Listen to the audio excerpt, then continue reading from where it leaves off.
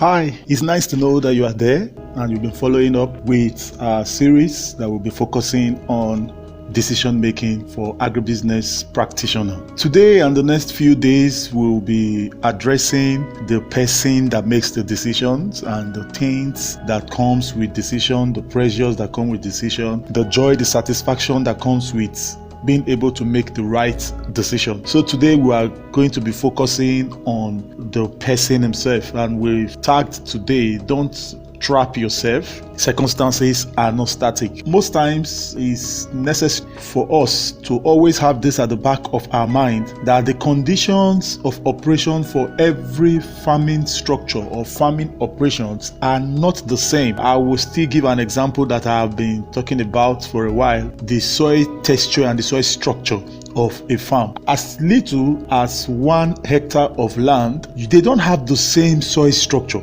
That is why it's often recommended that for you to have an effective understanding of the kind of soil structure and the capacity and the composition of the soil you are going to be working with, you should carry out between 5 and 7 soil samples within an hectare. That gives you the indication that all conditions are not the same. The same way it goes with every other decision you make. The conditions of operations are not static. So you are expected to be dynamic in the decisions that you make. So even if you make a decision, let's say in the place of responding to a disease outbreak, you discover that it will most likely not have a general effect because all conditions are different. The resistance capacity of the animals might be different. The way some of your birds may respond to a drug that have gone wrong may be different. So you need to understand that these conditions are not static. And secondly,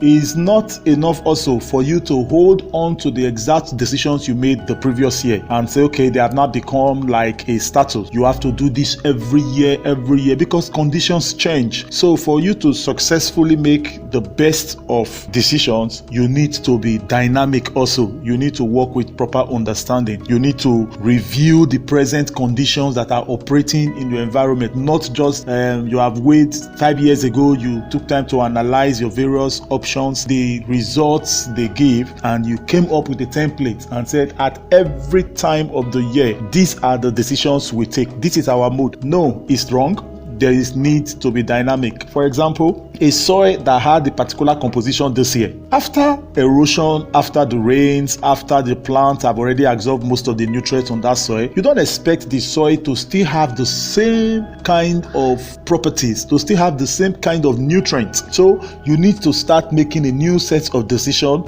to correct whatever had been taken out of the soil. So we need to always have that at the back of our mind. There's also need for us to know that some decisions that were made wrongly, or if we look at it, like we've said, establishing that the outcomes of decisions is actually what determines whether your decision is the right decision or a wrong decision. So you discover that some decision that was made maybe years back or even the previous year that turned out to be a wrong decision, this year might just be the right decision you need to take. So there is need for us to develop a strategy. That's what we call the decision-making model, your decision-making pattern. The things, the way and manner in which you make a decision. It should be scientific in nature. You should be able to say, okay, these are the steps I take when I want to make decisions. These are the way I go about making my decisions. And at the end, you are able to make decisions that fall in line with the result. There is also need for you to have an exit strategy. What's an exit strategy? If this business continues this way and things goes wrong, how